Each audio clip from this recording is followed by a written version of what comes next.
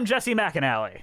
And I'm Andrew DeWolf. And welcome to Musicals with Cheese, a podcast where I try to get Andrew to like musical theater. And Andrew, we're at the end of Pride Month, and we have a very special guest. Wait, another special guest? We just keep it up all the time. We got to roll out the special guest, and this one is super special because they're from where I live. They're a Detroiter, just like me. Wait, what? I know people live there that aren't me. Please, Motor welcome. City, baby. Welcome to our show, playwright, actor, teaching artist, and bud tender, Cam Blackwell. Yeah! Yeah! Cam, thank you so much for being here. We love you. Thanks for having me. All right. So I actually approached this to you. I broached you joining for this topic because you've written about similar themes. So why don't you introduce what we're talking about today? We are talking about A Strange Loop, which is a great musical about Black queer life, you know. I love it. As a Black queer person, it is so lovely being able to be represented finally in musical theater. I mean, I hope to one day be part of this musical, if not to perform in it, maybe to, I don't know, just to be part of it one day, or to write something that will also, you know, join it on or off Broadway, because I am a writer as well. So we got a future Pulitzer winner right here. Oh my God. The next Michael R. Jackson right here with us. I'm so excited to talk to you about A Strange Loop. But let's take a moment. Cue the music, Bree! How many minutes till the end of intermission? Is that how the show should open? Should there even be a show? No, it should start with what he's thinking, which is just a cursor blinking, cause of all of the directions that the narrative could go. Show what it's like to live up here and travel the world in a fat Black queer body. So, A Strange Loop is a musical with music, lyrics, and book by Michael R. Jackson. It had its world premiere off-Broadway at Playwrights Horizon in a co-production with Page 73 Productions and ran from May 24th to July 28th, 2019. On May 4th, 2020, the Pulitzer Prize for Drama was awarded to Michael R. Jackson for the musical, with the committee citing the show as a metafictional musical that tracks the creative process of an artist transforming issues of identity, race, sexuality that once pushed him into the margins of the cultural mainstream into the meditation on universal human fears and insecurities. The show is the 10th musical to win the award, as well as the first musical written by a Black person to win and the first musical to win without a Broadway run. Like, ton of groundbreaking history there, not just just in Broadway altogether. And the plot of the musical is it's about Usher, coincidentally named the same as his day job as an usher for The Lion King on Broadway, a fat Black gay writer who tries to navigate the heteronormative white world. He is backed by a 6-person all-Black queer ensemble who voice his inner thoughts as he begrudgingly ghostwrites a new Tyler Perry stage play. And that's just skimming the surface, doesn't even bring up his parents or anything.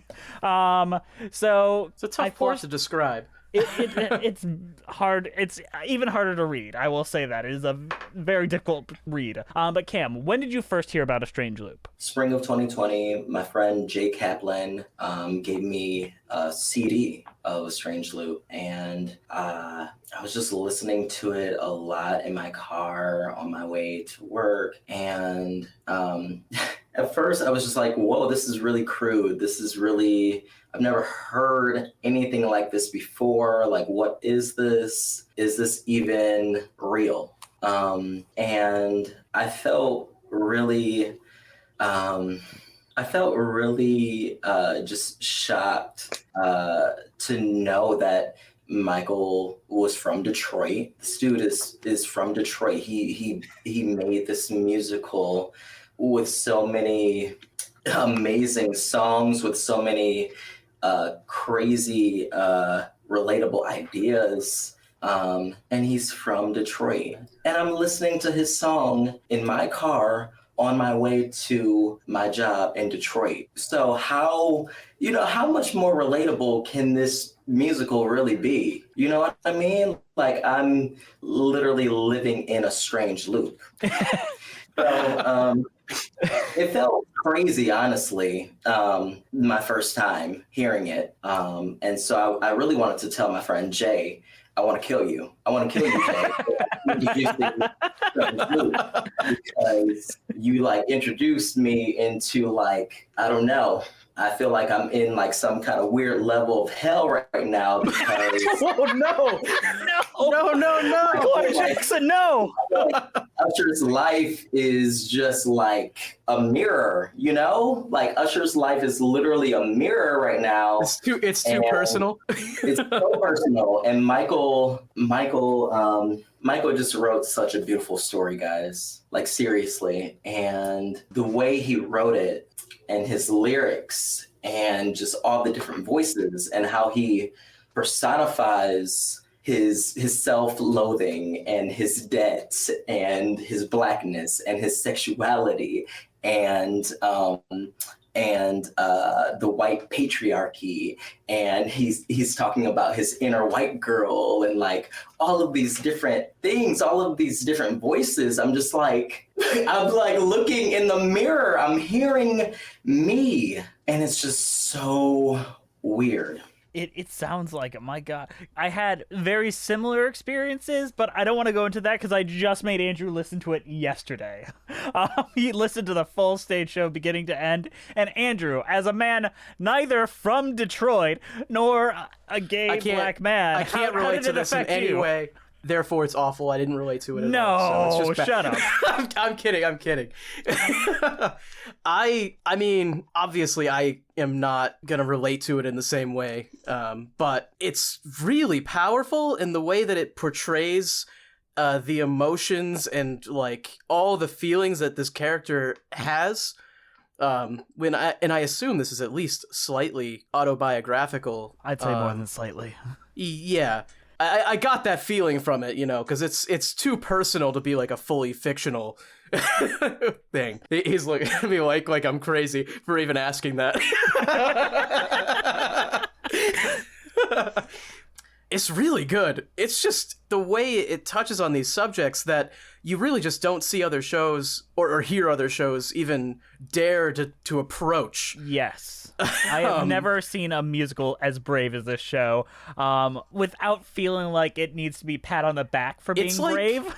It's like, I want to use the term edgy, and I know edgy has a really negative connotation, but I almost feel like it applies here, because it's, in some way, I feel like it's trying to shock people who wouldn't relate in a good way. I don't know. He says things that most people would be afraid to say. Yes. Especially people in the Black community, because most people in the Black community would be afraid to bash such an iconic person like Tyler Perry, because Tyler Perry is such a prominent figurehead, for us. He has done so much for us. He's been put on the same level as the Lord in one of his songs. You know what I mean? Like, it's bold. It's very bold. It is bold, but I'm friends with Michael R. Jackson on Facebook. I've had literally one very awkward interaction with him where of course you have. It was very polite on his part, but I was just looking through Facebook stories like an idiot on a desktop computer. My cat jumps on my laptop and replies gibberish to him, and I'm like, oh my God, I'm so sorry. I didn't mean to send this to you, but I love a strange loop. And he just replied, you know how that looks, though. That looks like you just sent him gibberish, and then you're like, oops, I didn't mean to do that. And then he just replied in all lowercase, thanks. And that was my one awkward interaction with him. Embarrassing. My goodness. But we have friends of friends with him. Brent graduated with him from NYU, and he's been on his show Question Box, which we've also been on. So we have these tangential connections with him. That being said, I only brought up the Facebook thing. He has a lot of opinions on a lot of things, and he does not kind of toe the line the way that you expect a lot of theater people to. You can't listen to this show and not know that he has a lot of opinions on a lot of things. I mean, makes it very clear. And I'm not saying that negatively. I think that's a good thing. It is why he's able to be so brave about this. Like, I'm excited about what comes next, but I'm also terrified, like, it will be so different than A Strange Loop. Like, his next show, his follow-up that he's working on is called, like, White Girl in Danger, which the title alone is incredible, and I love it. I am so interested in what he's got cooking there. So Michael R. Jackson has these very intense opinions, and he is unafraid to talk about it. You know what a lot of people are afraid to talk about? Michael R. Jackson in the theater thing. I've read reviews from like a lot of white critics, and they are just tiptoeing and navel gazing, much like unable to tackle this content, and that kind of bothers me a lot. Because as soon as they start seeing something so bold-faced, so direct, so it's making fun of the things that we thought were progressive. It's making fun of the color purples and all of that things that a lot of the theater community is like, oh, this is representation. This is good. And it's like, oh no, I gotta contemplate what we're doing in our community and how we're representing other communities with it. So I find the theater community's reaction to this show even more fascinating at that. But we're talking a lot about this show without talking about this show. And as we continue, right now, if you've only listened to the album, you might want to buy this nice little booklet and read the play, because we're going to spoil a lot of things that aren't on the album, which is about half the show. It's about 45 minutes of the show that you aren't getting just from the cast album. So be warned there. I wonder who should explain the plot. I'm curious as to who would be... Cam, why don't you explain the plot in as much detail as you can? What happens in A Strange Loop? Basically, you have Usher, who is really questioning whether or not he can write this play. Whether or not he can write this play for Tyler Perry. He's ghostwriting a play for Tyler Perry, and he's under a lot of pressure because he's got his parents pressuring him to write this play. His parents sent him off to NYU. He got this master's degree, and he's supposed to be doing something with it, right? Mm-hmm. And he hasn't really, I guess, done much. There's a lot of pressure from himself as well. Yeah. And there's a lot of, I think, people-pleasing that he's doing. And I think throughout the journey, he kind of has to learn how to just please himself, and instead of pleasing others so much. Let's see, I wrote down some notes. Oh God, there's... It's a very tough show to describe. It's like Company meets Tick Tick Boom, meets about 40 different other things. It's also extremely fantastical in a way. Like, it doesn't follow a normal plot structure by any means. Well, it'll trick you into thinking a scene is happening, and then it'll be like, fuck you, it was just in his head. And just... Which I've never seen a show at least do. Once, right? That happens at least once, maybe twice. I don't even... So there's a moment where he goes on Grindr, and he is he's having sex with a white male, and he kind of takes on this submissive role, and he kind of lets go of what really matters to him, I believe. And I don't think he really understands in that moment just what he's doing, you know?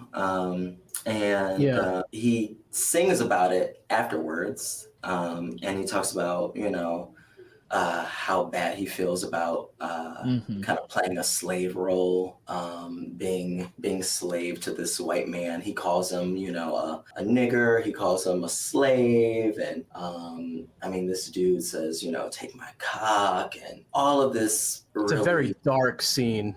Yeah, really dark scene. And the thoughts and what they chime in are almost worse than what's actually being said by them, because it's like horrible things like, at least someone wants you, so you got to do what he says. Like that kind of like penetrative thoughts are almost worse than the situation happening. Yeah, yeah. And he talks about having to draw his boundaries. Mm-hmm. And I think that's really important as a whole when it comes to being a Black queer person.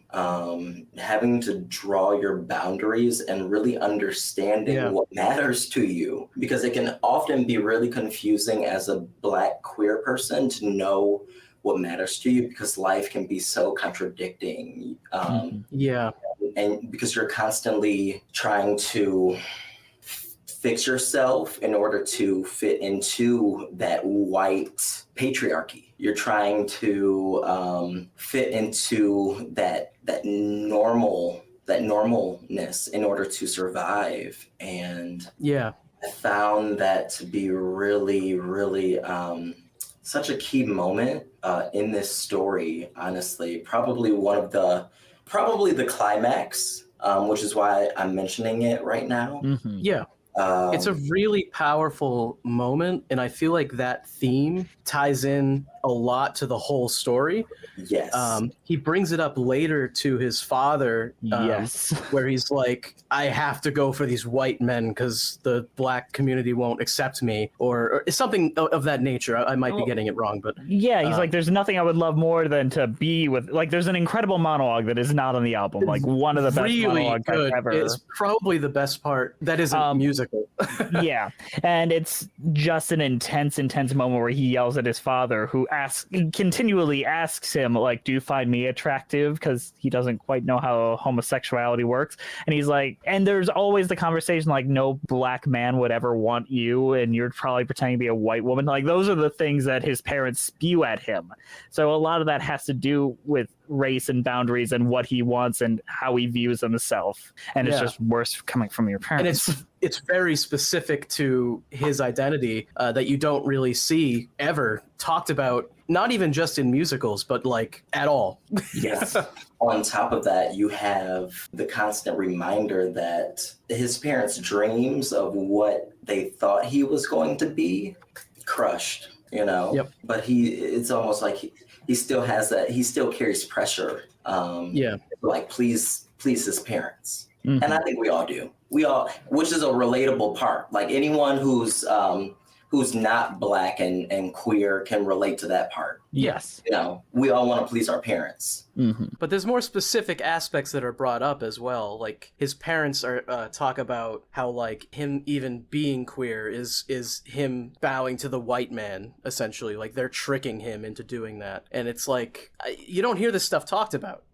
And it's really powerful coming from this show. But what I found most interesting and most illuminating from going from listening to the album, thinking I understood the basics of what happened in this musical, and then listening to a full recording as well as reading it, the change at the end where the character playing his mother throughout most of the scenes breaks and is like, what the fuck is this? Is this your version of real life? Because you're just having me play like Tyler Perry style gospel plays. Like hateful people. And he's like, it's not hateful, it's complex. And it's like, then that's not real life. And he's like, well, that's what it feels like, which is fascinating, where he admits like, no, this isn't exactly how it works, but this is what the dramatic tension of how it feels. And that just broke my brain. I don't know why that broke my brain, just to think about it, like, oh, okay, so that wasn't literal, that was you hyperbolizing and admitting it here at the end. Yeah. One of the other really striking moments out of this story, when he's talking about Black boys that chose to be with Jesus. Yes. When he's referencing boys who committed suicide, you know? And it's like having that constant religious reminder from your parent in the Black community is so like, oh man. It's so tough. It is so tough. And then when your parent is like, oh, you're turning your back on Jesus. Yes. Like, that's tough. to be told that. Yeah. That idea that you're turning your back on a figure that you worship. Yeah. It's so heartbreaking. It is so heartbreaking, and The entire ending is just a struggle to get through, from like the AIDS is God's punishment The gospel song, play. That which is just, it's like, and you know that is how a lot of people viewed it and still do view it, and it's crushing. And I mean, it is what it is. Like that, I'm glad that Michael kept that authentic part of the experience. Is the very Baptist, the very religious part of the queer experience, the Black queer experience that you go through. The ending, though, is my favorite part. Like a strange loop, that song, when he finally has his light bulb moment of like, oh my gosh, I don't actually have to change myself. I just have to recollect. I just have to regroup myself. Which they describe the concept of a strange loop in it, which I didn't look this up or research it in any way, but they describe it as it's like a psychological or a philosophical almost. It's the idea that you yourself in different ways, but it always loops back around to itself like over and over again. Am I getting that right? The setting of the libretto is said, a loop within a loop within a loop inside a perception of one man's reality, which is a fair enough description of it's nebulous. It could be anything, but we're constantly going through this. A strange loop, I mean, within the play, how do you guys interpret that? Because it's all the thoughts saying, like, this has all been fantasy loop. This is you looking into the mirror and making your own actual discovery, whether it's Usher, the character, or Michael R. Jackson, the writer. I mean, for all we know, he could be bipolar. You never know. Anyone could interpret this musical in any kind of way they want. Yeah. I just find the ideas really relatable, and I think people need to listen. People need to take in what is being said, because it really is such a great reflection of a life, of a Black queer life, of a fat Black queer life, and people just need to take that in. And I'm here to like say, like, it is there's truth within it. There's such truth within what Michael has written, and this musical is genius. I mean, if we had more musicals like this, I think my, like, a list of favorite musicals would be much larger. This is, like, the first musical I've listened to in, like, 15 years that jumped into, like, my top 3 favorite musicals of all time. Like, it is one of those things where I finished listening, I was like, oh, no, this is a big one. This is, like, one of the most incredible things I've ever seen. And I take a little bit of umbrage with a lot of white critique of it. Even as just another white guy watching it happen, I'm like, y'all don't even get it. I'm not even claiming I get it, but I can just tell you. Well, it's not you about guys getting it. You're supposed to just listen to it and try to understand. It's not about like, oh, I now understand exactly how he feels. It's like, no. No, but it's like not even paying attention to the text and just being like, man, it's crazy that you rhymed Truvada and nada. Wow. And I'm like, no, that's not engaging with this text. Or, man, that Tyler Perry scene was funny. And I was like, no, stop, please. I mean, it was. It is, but if that's all you're taking away from this. Yeah, then you're not really understanding it. You're not talking about it. That's what I mean when I say navel gazing about this. Because you can very easily just take the first half and be like, oh, Tyler Perry, that was funny, and then just ignore everything else where it's like trying to get you to see something and think about it.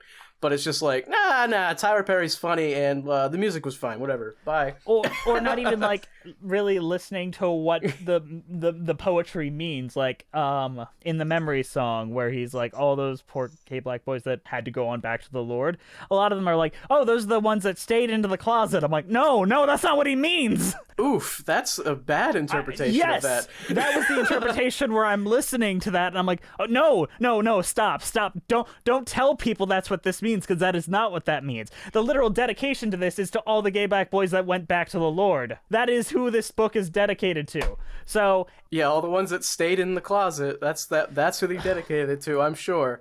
It's frustrating to me. And I know this is my little corner here, but I've been sitting on this for over a year because Andrew and I were going to do this last year. But I decided I really wanted time to think and ruminate because I was getting really angry. Like, it would have been a very angry recording session had I had done it last year, because these takes were coming out after the Pulitzer, and I'm like, no, Is this stop. a good time for us to go into reviews then? Yes. Do because we have... there's nobody who I want to hear critique A Strange Loop less than Ben fucking Brantley. Oh no. There is nobody who I want to see try to engage with this than Ben Brantley. Now, I could have spoiled myself, but I didn't read the Ben Brantley review yet. It's positive, but my god, it is smarmy, tongue-in-cheek assholery. So I am making you read. It's Bree Views. Play the theme. Bree's not here. Bree is not here, but play the theme anyways. It's time for previews. It's time for previews. New York Times' Ben Brantley said of the original 2019 production, navel gazing becomes a highly invasive procedure. A full-on wait, what is this word? Laparoscopy? What? Laparoscopy. What does that mean? Okay. Ben Brantley loves big words, you know this. A full-on laparoscopy of the heart, soul, and loins in Michael R. Jackson's A Strange Loop, which opened on Monday at Playwrights Horizon. This why does he use these words? This jubilantly anguished musical burrows so deep into the shadows of its hero's tormented mind that you wonder if it will ever emerge into the light. Spoiler alert, it doesn't. Oh boy. That mind is a crowded place, inhabited by a throng of nagging, nasty thoughts. Or rather, thoughts, since they are the other characters in the show. They are portrayed with transformative glee by a cast of deliciously assorted shapes, sizes, and countenances. This supporting cast embodies figures and figments that are distinctly non-supporting. Though Usher refers frequently to his inner white girl, she regrettably never makes an appearance. That pisses me off. You're going into this show and then complaining you don't get the one white character? Fuck you, Ben Brantley. Keep going, Andrew. Sorry. Is that what he meant by it, though? That's how I interpreted it. Okay. Distinctly non-supporting. I don't understand what he even means by some of this. I think that means that they're all attacking him. I think that's what he's trying to say. That's fair. That's fair. There are plenty of pleasures within this hermetic? Hermetic? Yeah. Do people know what these words mean? I don't. It doesn't matter. The New York Times doesn't have to make sense. It's the New York Times. They can use as many big words as they say, and that'll decide whether your show closes. Okay. There are plenty of pleasures within this hermetic environment, though. I loved the apparition of a parade of reproving black ancestors who include James Baldwin, a character named 12 Years a Slave, and, oh bliss, Whitney, and the scene in which Usher flirts with a man on the subway who seems almost too good to be true. Do you live in Queens? Usher asks this dreamboat. The answer, no, in your imagination. Even if it's a limited landscape, Usher's imagination is a borough worth visiting. This feels like a critic talking about a Rob Schneider film. I'm sorry. It pisses me off. I read it. I'm like, yeah, it's positive. It bothers me that this is the level of critique you're going for. Cam, what did you think of that? I don't know. It's not like a bad critique, but yeah, he doesn't touch on anything, really. It's like, it's just doing a lot. It's a lot of tiptoeing and talking about stuff that's like extremely unimportant to the show in the grand scheme. Yeah. Who is this person? Ben Brantley. Oh, we basically cyberbully him every week. He's the head critic for the New York Times for like the last 30 years, and he's known. Yeah, the former. He just stopped like in 2020. But he was really known for being supremely harsh, very mean when he didn't like something, and basically when his review decides whether or not you're gonna have advanced sales, and being just as vitriolic and mean as it is, it really is shitty. So we really very often just read his reviews and make fun of him. He's basically killed a lot of shows. He has. Yes. He's known for it. And when he quit, like, even the biggest composers in the world, Tim Rice and all those folks, all came out saying, the world is better because you are not writing. That is how big of an impact negatively on art, culture, and altogether effects he has had. And generally speaking, his reviews are not good. Like, even when he's positive, he doesn't really get it. I don't know. No, yeah, that's kind of the thing. Like, I liked it for these superficial reasons, and he doesn't even dive deep into the actual content because, once again, he had to watch it once, get the review out by the next morning. So he's not really letting it sink in, for one. And for two, like, when he doesn't like something, he doesn't even write a review. He basically just writes flowery language that you can't decipher. Yeah. Basically, because I'm not really getting much from his review. Based on what we read here, what did he even say about this? He just says, Right. there's negative thoughts. They have a parade of black ancestors that he thought was funny, and he liked the scene where a person flirting with him on the subway wasn't real. Now, that was me taking the segments I felt he was diving into. The rest of it is him describing who is in it and who directed it. So I cut all that stuff out because we really don't need to dive into that. So that is basically what the New York Times represented. I'm thankful that the Pulitzer committee was able to look at this, engage with it, understand it, and reward it, and gave it a new life. In all honesty, this might have a Broadway. It was meant to have a Broadway be transferred to Broadway at some point in 2020. Then, the Backstreet Boys tour happened. Well, it's going to have sometime in 2021 a transfer to Washington, so here's hoping that it will lead to an eventual Broadway run, which this deserves, of course. Also, I want to think about the hypothetical inner white girl character that Ben Brantley wishes was in this. I can't imagine that would have gone well or made any impact. Maybe she wants to be a white girl. Maybe that's why. He's like, oh man, if only there was a white girl in this. The thing is, like, as we read the New York Times theater critics, we have never read one from any people of color that I know of. Like, they've all been Ben Brantley, Jesse Greens, and Charles Isherwoods.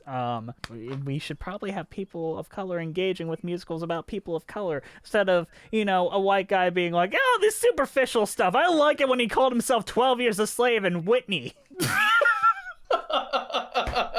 That's a very good point. So he doesn't even talk about anything of actual note. I don't know. Yes. And I have a lot of collaborators, a lot of friends, like we're on the Broadway Podcast Network, who have made attempts to engage with this show, and they've done it both well and poorly, in my opinion. And even people I love and respect have done it very poorly in ways that I think is dismissive of the work in ways that they don't intend to. So that's why I'm like, really want to dive into the gross kind of nitty-gritty of this. I don't want to be afraid to talk about this. While we're in the gross nitty-gritty, let's talk about Tyler Perry. Okay, yeah, I didn't realize that we were jumping over Tyler Perry. We're gonna get right into it. We're going right into Tyler Perry. Cam, I'm curious. What is your opinion of Tyler Perry in general? I mean, I'm a fan of Tyler Perry. I love everything on that he has on OWN, on the Oprah Winfrey Network. I love all of his movies. Like, I've been watching his movies since I could walk, because we have every DVD in my house, you know what I mean? Like, yeah, every Black family has his movies, not gonna lie. So yeah, Tyler Perry is just a huge part of every Black family. And so how does that change how you feel about how this show approaches him then? Yes. Well, the thing is, I think that there's a lot of contradiction in the Black experience all the time. And Michael does a really good job of just saying things that most people are afraid to say. And yes. I mean, most people do see some kind of coonery within Tyler Perry. There are some played out things, some played out storylines in some of Tyler Perry's movies that can be a little bit toxic, I think. There's some themes in Tyler Perry's work that we need to outgrow as Black people. And I think if he continues to just produce these same kind of themes, then we're going to be stuck. So And because Tyler Perry is the main kind of gatekeeper of entertainment, of production, he is such a gatekeeper of entertainment, you know what I mean? With having such a huge platform, with having such a huge production company, if he's producing these same kind of stories that are representing us and our Black lives, then you got to represent our Black lives in a good light. For example, Tyler Perry, his work is very religious, you know what I mean? Which is totally like, Michael is trying to combat that, you know what I mean? Michael's work is queer, which is opposite to religious, but like evangelical religious style. The religious aspect is still part of that Black experience. It's still always there because you're always reminded that your queerness is wrong, because I'm going to remind you of the religion because you're Black, and I have to remind you of your religion because part of the Black experience is such a Baptist foundation. You get what I mean, guys? Mm-hmm. I'm understanding. Would you say that the show is basically saying that Tyler Perry himself needs to write more diverse works almost? Yep. Pretty much. Because that's kind of, I mean, it's hard. A Strange Loop is very harsh on Tyler Perry, but I feel like it's because it's trying to send a strong message, less so than just saying like everything Tyler Perry does is garbage and we should just hate on him and hate on him. No, and I don't feel like it's attacking the man as much as the work. Yeah, he's saying the work doesn't represent me, even though it claims to represent the entire Black community, but it's not representing me. And I think that's the thing. I think he has more of a problem with people that see Tyler Perry's work as being appreciated as a monolith, and that's not real life for Black people. Across the board, I'm sure that a Tyler Perry play or musical would not represent your life either, Cam. Right. And there's aspects of a Tyler Perry play that does represent my life, you know, but not fully. Not fully. Now, how do you think Tyler Perry would have reacted to this musical? I have the answer, but I'm asking. I still want answers. You told me the answer, and I still can't decipher it. Well, I don't think Tyler Perry is brave enough to produce this with his company. I would agree. Yeah, probably. no, I'd agree. Because he has his audience. You have he to has think a brand about, to protect. Yeah, he has a brand to protect. He has a certain audience. His audience is people my mother's age. You know what I mean? So 40, 40 and up. These are religious people. Tyler Perry's A Strange Loop probably wouldn't sell very well. No. So right after Michael R. Jackson won the Pulitzer, he gets a text message that says, "Mr. Jackson, this is Tyler Perry. Congrats on your Pulitzer. I can't wait to meet you on the streets of New York." Which almost feels like a threat. It does feel like a threat. Like a little bit. Like, I can't wait to meet you on the street. Then Michael later, that was his post, and he just put hashtag real life. And then later he explains a little better. He said, "We have now spoken. He said he's going to beat my ass. He also congratulated me again on the Pulitzer and asked about the historic nature of the win. It was a no drama phone call. Real life." I don't understand if he's being serious with the "he's gonna beat my ass" thing. I thought he said it like, "Man, I'm gonna beat your ass." Like, come on. I hope so. Why you gotta... I'd like to imagine that Tyler Perry isn't that petty. I think he's a very thick-skinned man. Like, I feel like Tyler Perry is. He owns a company. He gets it. Art is art. I hope so. Exactly. Yeah. And like, he's worked on a David Fincher film. He's got a thick skin. Oh yeah. And I think Tyler Perry, he knew it was bound to happen because it's been it's been talked about. There's been a lot of, like I said, a lot of Black folks have been vocal. A lot of young Black folks have been vocal lately about wanting some new story, some new life represented by his company. And we're waiting, Tyler Perry. We're waiting. Do it, Tyler. We believe in you. Hire Michael R. Jackson. Just let him go. Hire Cam. Hire Cam, yeah. What the fuck, man? He sent you an email. Good He God. sent you an email. You don't need representation. On that note, let's go into a mid-show and then talk about some songs.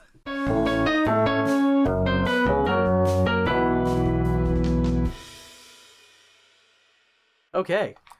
Today's show is brought to you by the extremely kind donations by our donors of Patreon. Jess, why don't you tell us all about Patreon and who's donating? That's a great idea. So Patreon is a place where you can give us your hard-earned money just for us existing and making a podcast. It lets us pay Bree, but you also get some things out of it. You get to see our beautiful faces. You get to see how gorgeous Cam looks. He's got an awesome hat on right now. He's drinking water. I do like the hat. Is that a velvet vest you got on? Oh my God. If you guys are not on the Patreon, you're missing out on how incredible he looks. In fact, I can just see right on the tip of his lips, he just wants to say right now, y'all should join Patreon. I can just see him wanting to say it. You guys should join Patreon. He gets them every time. I got him to say it. Every guest, he gets this. I don't understand how he does it. One day, someone is gonna be like, I ain't saying that shit. I'm not gonna say it. Yeah, if I ever invite you to be a guest on the show, you ain't saying it. So our current patrons who are currently giving us money and keeping us employed and keeping our lights on. I'm not stalling because I haven't copied the most updated list yet. I am just talking like a normal human being. Isn't this how every human being talks? Our current patrons are Melissa Goldman, Terry Niddleman, John Donna, Leighton Ackles, Danielle Renix, Jess the Stampede, Ewan Cassidy, Taskier, Fire September, Monica Thoreau, Mina Maneri, Brent Black, Haley Murray, B-Way Flicks, Nathaniel Stacy Coombe, Joseph Evans Green, Carrie Ahern, Mary Lou Choquette, John Vanals, Heck You I Go by Elijah Now, Russ Walker, Musical Hell, Emily Grace, Andrew Van Barson, Tablam, Kyle Summers, Janae C, Christina Francis, Scoot, and the Technicolor Dreamcoat, Felice R, Liz Lim, Allison Stoller, Nothing is Certain Except Beth and Taxes, Thespian, John Vanals, Ren Cullen, Wait in the Wings, Spectacle Machine, Jacob Stroop, Rafael Martinez Salaz, Robert Benjamin, Richel T, Jessica T, Genevieve Hartnett, Cass, Mitchell Young, Chai Teacup, Hayden Wilder, Katie McDonough, Timothy Keys, Jeffrey Machado, Jacques, Toon Van Essen, Jesse Taylor, R. Elliott, Chris McCote, Alexandria Singh, Katie Turberg, Mimu, Kiji Marie Anastasio, Trevor Lopez, and Sierra Moncrief. Thank you guys for joining us over at Patreon, and we got a lot of cool stuff coming up in the future. Maybe if Andrew ever, dedicates time to you guys or pretends he wants to do work for y'all, we can get you guys some content. Yeah. Andrew, you want to get back to the show so we can talk about these fucking songs? Let's talk about these bangers. Everyone is a banger.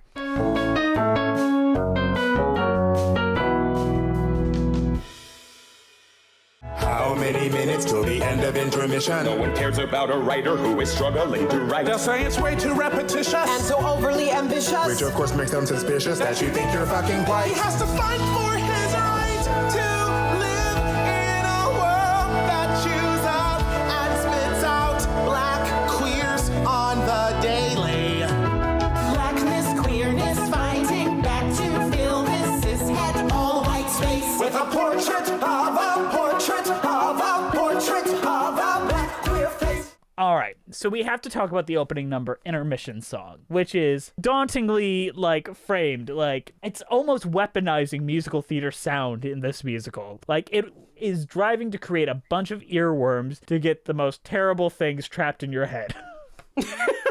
I think it's really good, though. I think it's great. I think it's wonderful. But my God, if I have these hateful things in the back of my head, that gospel song at the end, that'll just get caught in my head sometimes. I'm like, no, get out of here. Get out of here. And then you're singing along to it in public, and No, it's everyone bad. looks at you and they're like, But this song is very good, very clever. It also is a thesis statement about what the play, A Strange Loop, is trying to be, as well as what the play is gonna feel like. What do you think of it, Cam? I think that there's no better way to introduce the musical than with this song, because there's that sense of urgency, usher, usher, usher, usher, that sense of urgency. So you're being awakened, and you're also hearing him question himself, and you're hearing what the task is, what his task is. Can he write this play? And he's really questioning himself, like, damn, can I? And that's the first thing we're introduced to, is his insecurity, and then we're introduced to his self-loathing and his debt and his blackness and his sexuality and all of these personified things, and it's such a wild ride. And just the chorus alone just being like, big black and queer ass American Broadway show, which is a framing that is both completely accurate, and also the tone of it is like, oh, okay, this is gonna be, it almost feels, it feels framed like this very peppy, happy, jaunty, like, oh, don't worry, it's an American Broadway show. Yeah, like chorus line. Yes.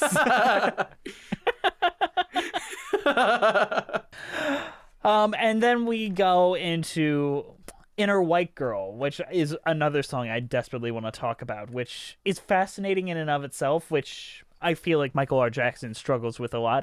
He has a lot of opinions about, like, white girls, especially because his follow-up to this he's currently working on is literally called White Girl in Danger. And as well, a lot of these songs sound a lot like traditionally music that is enjoyed by white young women. He's mentioned as inspirations like Joni Mitchell and folks like that. And when you follow him on Twitter, that's a lot of the type of music inspiration that he posts about. And I find that fascinating because this does have, like, a traditional Broadway ballady feel throughout, yet it is very much like about black people, black lives and all that, but culturally it is white girl music. Some days he feels like his blackness is a treasure that's under constant attack. His inner white girl protects it from marauders. She always takes up the slack. She lets him feel like a human supernova, like he could conquer the earth, like he's the heir to the power and oppression her kind of wielded since birth. Because white girls can do anything, can't they? Black boys must always obey their mothers. White girls can do anything, can't they? Can't they? Can't they? Can't they? I just find that interesting in both the characters, like, white girls can do anything and black boys cannot, as well, just maybe it's a marketing tool to, like, get these catchy, earwormy ballads stuck in your head, or it's representing more that I just don't understand even. So, with the idea of being a white woman, gay black boys have always found to be a white woman is to possess that kind of power feels good. It does. And we do know just exactly how much power white women have. And he mentions in the song how white women can rustle up the feathers a little bit, you know? Yeah. And that has been a really, that has always been a really, if I'm being honest, that's been something that's been happening in the Black community always, is white women rustling feathers in the Black community all the time. Coming in and messing with, I don't know, with black men, and then black men are being hung, being killed, because white men are becoming jealous because they see a black man with their white women. There's just the it's so whole class system, you know. Yeah. It is so confusing, and it's so it's a lot to explain, but the point being is that white women do rustle a lot of feathers in more than one way, and they possess a lot of power. And when it comes to being a gay Black man, you kind of possess that, and you're aware of that kind of power of a white woman, that kind of feminine power of a white woman, of that inner white girl. Yeah. You guys know what I mean by that? Mm-hmm. So that's when that flamboyancy comes in. As a queer person, as a gay person, that flamboyancy and possessing that femininity, that inner white girl, that's when that comes out, and that character, that's when that really comes out. Yeah. And you're also aware of the other side of white girl, and knowing the power dynamic, and knowing how white female tears can actually get you killed. Look at Emmett Till. Look at just last year when a guy's bird watching and a woman nearly strangles her dog to death trying to call the police on him. Yes, that's the point I'm trying to make here. Mm-hmm. So even me,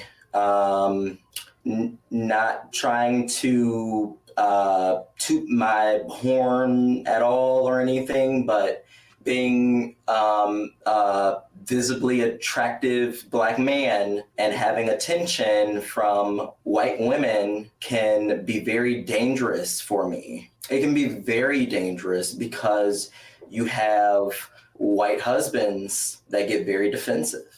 I don't need that, so I keep my head down. Yeah. So so I'd rather be more flamboyant around white women. And I'd rather possess my inner white girl around white women versus being a Black man around white women in order to survive. Makes sense. I'd rather minimize myself and possess that inner white girl versus having too much of a stronghold of my masculinity and getting myself killed. Are you guys understanding that? Yeah, I'm following. Yes. So I think this whole song just said a lot for me. It said a lot. It actually, it brought a lot of emotion. It brought a lot of emotions out for me. So that's what I have to say about it. That's incredible. That's a great take, and I love it. It opened my eyes to something aside from the surface level, which is what I was literally just doing. I was like the Joni Mitchell side of it, and all that. Which, thank you for one. Yeah. That topped all great. Now I want to talk about Exile in Gayville. If that shade you throw a crutch, bitch, you protest too damn much. Why so sour? Why so stuck? Do or don't you want to fuck? Fuck. Yes, you're ugly, yes, you're fat, but somewhere someone's into that. So don't be swindled by self-doubt. Just keep on sending dick pics out. It's an exile in Gayville. I think that there's room for respecting people's fetishes, but there's no room for disrespecting someone's identity. And I think that that's sort of brought up in this song a little bit, because you kind of have Usher being just rejected all the time, being rejected for who he is all the time on this Grindr app. And I totally get it. Because if you're fat, if you're Black, and if you're femme, no one wants anything to do with you. You have to be masculine, you have to be fit, you have to be hung, you have to be tall, you have to be all of these, you have to be a supermodel, you have to be all of these, you have to be something that you're not in order to get attention in order to be respected Yeah. on these apps sometimes. And it will make you feel incredibly shitty. It will make you just settle for less. It's so direct too. Like I'm looking at this line that always hits me every time, like because it like comes after a long pause where it's like, yes, you're ugly, yes, you're fat, but somewhere someone's into that. So don't be swindled by self-doubt. Just keep sending dick pics out, and it's Yeah, it's an endless loop. It's a strange one, isn't it? I see what you did there. You did the thing. We did it. We're running along, so I want to talk about so much, but we gotta jump right to the memory song, which is both my favorite song in the entire show and the first song that Michael R. Jackson ever wrote. Not just the first song that he wrote for the show, first song he has ever written ever. 5'4", high school gym, sneaking a cupcake. These are my memories, these are my memories. Shooting hoops off the rim, slow on the uptake. These are my memories, these are my memories. After gym, the locker room, my eyes photographing. Naked me measures in at 4.5 inches. These are my memories, these are my memories of one lone black gay boy I knew who chose to turn his back on the Lord. One lone black gay boy I knew who chose to turn his back on the Lord. Guilt and shame, Jesus' name, church every Sunday. These are my memories, these are my memories. Eat his body, drink his blood, communion buffet. These are my memories, sweet sour memories. After church we're driving home to radio crackle. Jazz blues, Aqua, Motown blues, and skin is a shackle. The one lone black gay boy I knew who chose to turn his back on the Lord. One of the most incredible pieces, and it's once again the one where he talks about his sexuality and all that, and also the one where I believe he's most accurate to like his own life, like his own specificity of his life. And as much as I think it's great in the show, nothing sells it more than when Michael R. Jackson sings it himself. And it just breaks your heart to see like the realism fall from him, his lips, fingers on the keys. Larry Owens does amazing, but it's just a different feel when the person that lived it is telling it. Does Michael R. Jackson get to go to the Heaviside Layer after this song, or? You shut up. I had to make a joke. Okay, I'm sorry. Okay. Andrew, what do you think of this song if you're going to be an asshole? No, I think it's really good. I do. I didn't get a chance to actually watch it where Michael R. Jackson was singing it, but I thought it was still very powerful in the show. And I know this isn't technically the closing number, but it almost feels like it is in a way. And it really wraps things up very well. I don't know. I don't have a ton to say about it besides it's very good. What about you, Cam? I felt like this song, it was a nice tribute to Black queer life. Mm-hmm. And this musical needed it. It was like the cherry on top. Yeah. And I couldn't see the musical not having it. I couldn't see the musical not having it. Like seriously, because it really paid tribute to life, to Black queer life. It's a really powerful number that, I don't know. If they just skipped this song and just went straight to A Strange Loop, the show would lacking something. Yes. Mm-hmm. Yep. And A Strange Loop is a great reaction, but this almost feels like the honest version of the gospel play. And the fact that it is kind of like someone being like, all right, that is not your real life. What was your real life? And what is your message you want us to take away from here? Which is a daunting thing that I don't think I've ever seen a musical do. Because I think about like all these autobiographical musicals like Tick, Tick, Boom, and like all those like about composers like can't figure out how to write. And you all know it's just fake dramaturgy and all that. But then you've got this moment. It's like, all right, we're tearing down these curtains. I'm gonna be myself, the author, and say, this is the reality. It sucks. it sucks and the world is shitty, and you know what? I just need to get it out there. We've had some laughs, we've gone extravagant, we've had hyperbole. Here's the real world. You still want to embrace this?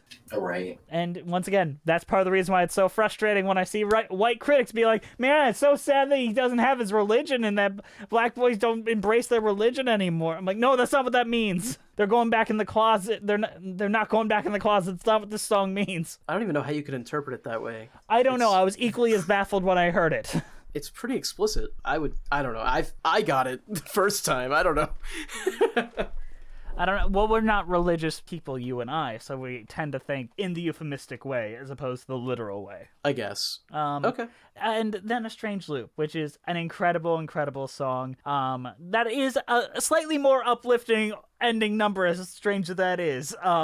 It is a rousing finale in as much as you can in a show like this. Someone whose self-perception is based upon a lie. Someone whose only problem is with the pronoun I. Maybe I don't need changing. Maybe I should regroup. 'Cause change is just an illusion. And I is just an illusion. If thoughts are just an illusion.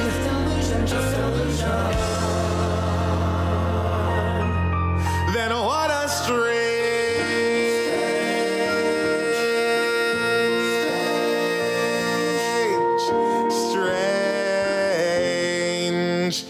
loop.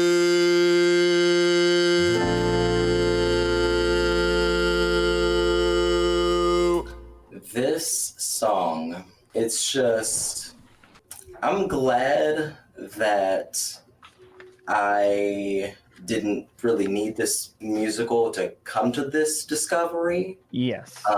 That you don't need to change yourself. You just occasionally need to recollect yourself. And you need to just find your people that embrace your authentic self. Basically, find the people that make you feel comfortable with you being you. And if you're in an environment where you are always pleasing people, then you're doing yourself an injustice. You have to remember to know what matters to you. And you always have to ask yourself that question, okay, what matters to me? Truly, what actually matters to me? And if you don't know, and if you're trying to make what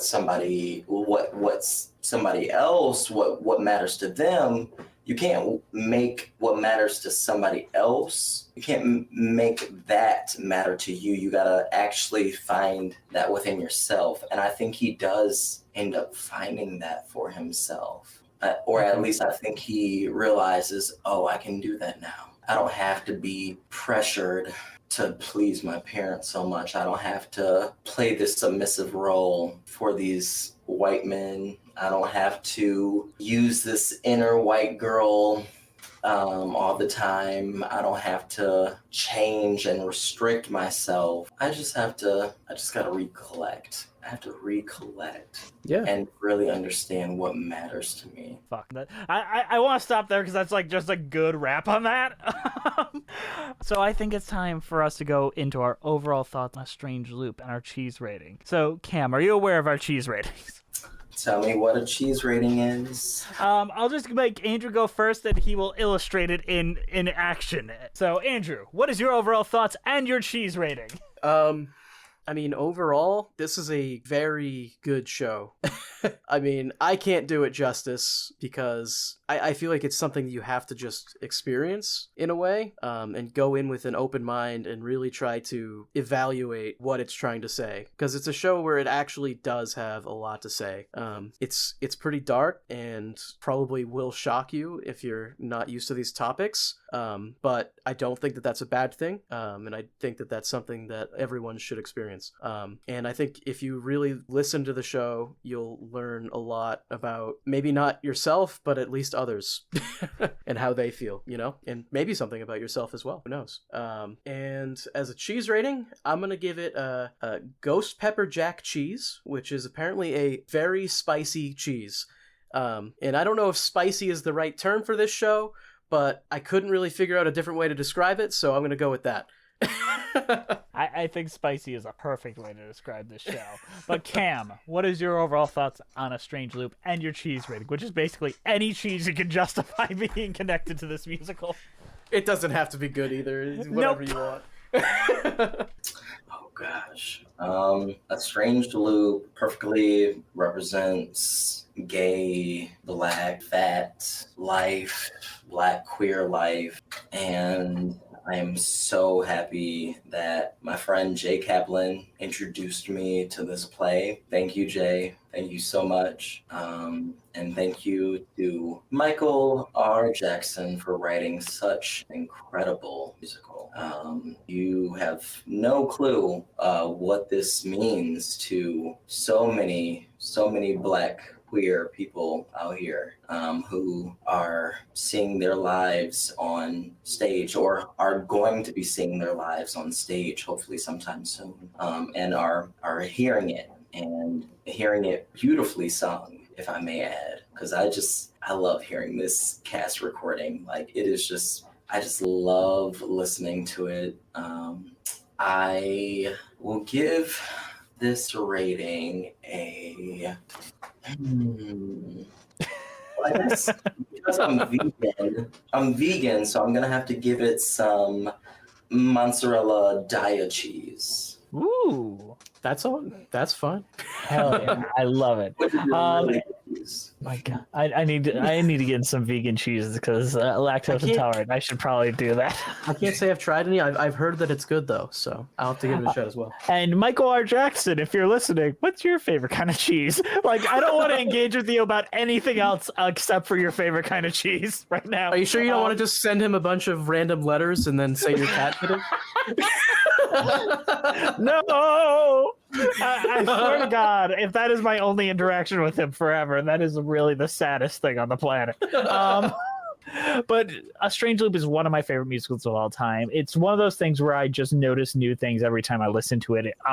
Reading it is a difficult experience, I will admit. It is not an easy thing to read, but experiencing it through the cast album, through recordings and all that, it is an experience unlike anything else.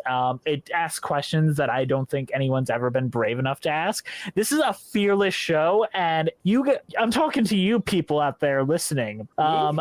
Yes, you specifically, Andrew, and everyone else listening. That's you have fair. to engage with things that make you uncomfortable. If it doesn't make you uncomfortable, you're not learning, you're not engaging. If you're going to listen to this, get to track 3 and be like, oh, this is too intense for me. Fuck you. If you're not engaging with art, if it's too intense by track 3, you're in trouble.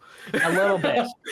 But I've heard people on Twitter being like, oh, this is too intense for me. No, you have to be challenged by art. You have to be challenged by your thoughts. And if just because that's not woke enough by your own white liberal version of what you should feel, fuck you. Go watch Tootsie or something. I don't know. Yeah, go watch Tootsie if that's how you fucking feel. It's a hoot. I'm sorry. The way white people engage with this musical piss me the fuck off. And I know I'm probably got a lot of things going on there too, but people don't even try. Yeah, at least you me. engaged with it. I mean, we more than Ben Brantley did. So the only cheese rating I could give this is gourmet vegan cut to order cheese from Inwood Gourmet Cheese and Bar. So yeah, because Inwood, daddies. oh, You get it? You get it? okay, yep, Oh, yeah. yep. Cam, He did it the was thing. a joy to have you on. Honestly, I loved hearing you talk. This is one of those times where I can just sit back and listen, and it felt great. I love this episode so much. Thank you for joining us and having fun with us. Yes. Promote all the things that you have in your life. Promote it for the world to hear. Right now, I am working at Quality Roots in Hamtramck here in Detroit. So stop by if you are a smoker of marijuana. We also have non-psychedelic options as well. We have hemp flower and gummies. So stop by if you're a Detroiter. Stop by Quality Roots. And then also just stay tuned. I'm currently writing a few things. And I'm also always posting some performance pieces on Instagram. My Instagram is CMRN Blackwell, or just C Blackwell on Instagram. So you can find me there. I'll also share with Jesse my my Instagram username. So just follow me, and thank you so much, guys, for having me. It has been an absolute pleasure. Thanks for coming on. It was wonderful. And for folks that aren't following him on Instagram, let me tell you what you're missing out on. His outfit to go see Cruella was better than watching the entirety of Cruella. Look at this. This is incredible, man. Like, you that gotta, is a wonderful fit. I can't see it. You will have to go follow on him on Instagram then. I guess that I have to. So, fun fact, I actually thrifted that jacket from Salvation Army in downtown Detroit on 4th Street. And I often thrift for everything that I wear.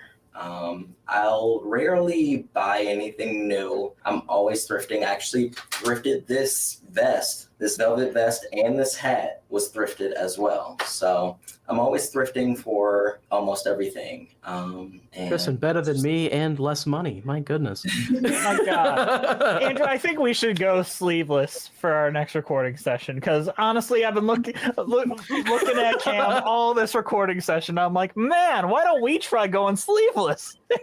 There we go. Upper arms are so pale. Mine aren't as pale. They're browner than my face, strangely. I don't look like I've gone outside in the last 8 years. Like, I'm like Irish here, and then like very, very dark. Oh God, I gotta either even this out or Greek arms. Cam, it was such a joy. I love you so much. It was great finally getting to talk to you, and we've passed by each other and like interacted, but we've never properly talked. So it was great having this conversation with you. I hope to have more in the future and see you in person soon. All right, so thank you guys for listening all the way through. Please follow us on iTunes, Spotify, Stitcher, Musicals with Cheese. We're on Twitter at Cheesy Musicals, Patreon Musicals with Cheese, Instagram Musicals with Cheese, YouTube page. We're on TikTok, but I don't ever post there, but we're on it if you want to follow us. We have a patron-only podcast called Patreon with Cheese, where me and Andrew talk about TV shows like Glee and Gallivant and Fosse Verdon. We got our TV show crap there. Email us at musicaltheaterlives@gmail.com. Shoot Jolene Casco a follow on Instagram. She created our amazing title card. Our keeper of the cheese is Juliet Antonio. This show is produced by the sadly absent but wonderful, lovely Brianna Jones. Thank you to the Broadway Podcast Network for having us on the platform and for not kicking us off for, I don't know, bullying the Dear Evan Hansen fans. Is there anything we have left to say before we wrap this up? No, I think we said everything. I doubt we've said everything. Cam, thank you once again. This was a joy. Now, what song does Jess sing from this? We'll find out. We'll see you next time on Musicals with Cheese.